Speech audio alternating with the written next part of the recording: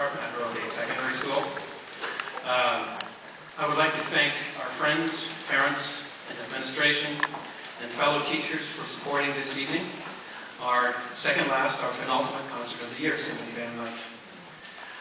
I also want to thank our alumni for continuing to take an interest in us. I know that some of you are in attendance. I thank you for coming. And I want to thank our students, private teachers, and instrumental coaches, some of whom are also here tonight. I thank them for guiding our students, your students, towards high instrumental skill.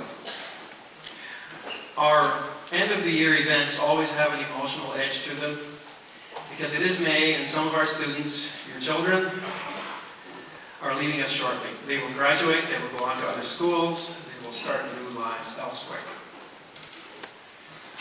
And I've been here now for 12 years and have experienced this rite of passage many times. But at this time of the year, I often develop a little catch in my throat, especially when I see old students coming back. And I think of the time that we've had together. I will elaborate on that in a moment. I think we all recognize that performing arts and music have a way of cementing human relationships by evoking emotions. Through the intensity of performance, through the work of composers whom we admire, Bach, Tchaikovsky, musicians become attached to each other. And we will remember forever the work of our friends and colleagues like Harvey Yang, who thrilled us earlier this year with his performances of Paganini's Violin Concerto.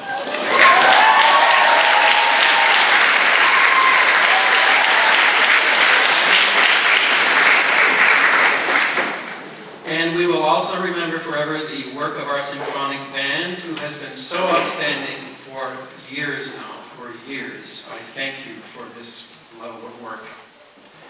And just so you don't think that I'm going entirely soft, some of us, I should say, also remember who was playing with their cell phone when we were rehearsing yesterday morning.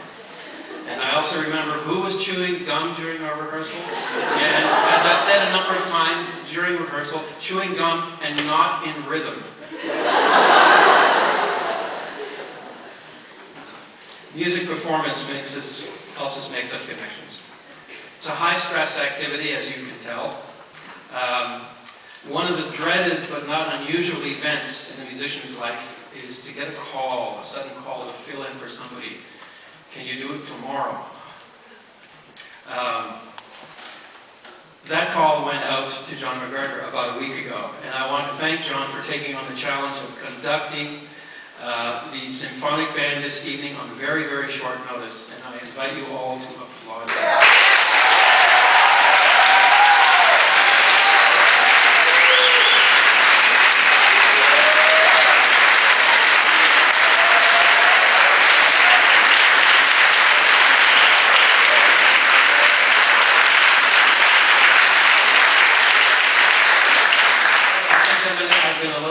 Here, I should have called him out. I'm so sorry.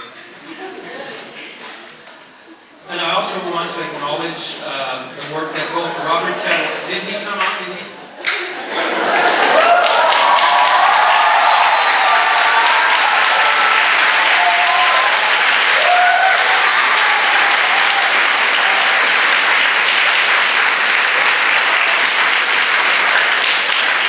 Well, we try to get everything right, but sometimes the details elude us.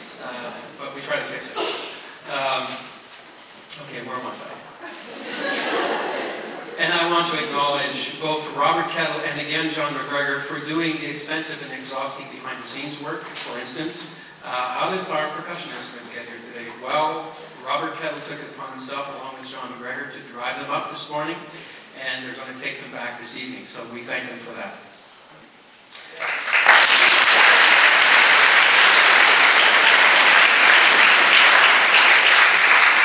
Now, I want to acknowledge the students and graduates who will be leaving us shortly.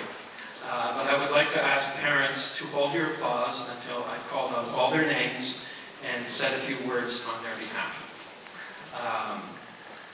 Would these students please rise as I call their names? Some of them will be in the back, some will be on the stage. Brandon Hernandez, Samuel Smith Fraser, Claire Trites, Michael Goldchain, Alice Wang, Manta Shen, Miles Kopala, Robert Kayak, Harvey Yang, Andrew Chen, Katie Wang, Hannah Zhang, Alice Huang, Young Ho Yu, Ryan Kim, Carol Young, and Maximilian Longue. So, senior students of Claude Watson Music, we thank you for your work here at Earl Haig's. Your dedication to music and your consistent efforts to do your best work on behalf of colleagues who depend on you. We thank you for that, and we wish you good luck in your future endeavors. I would invite you now.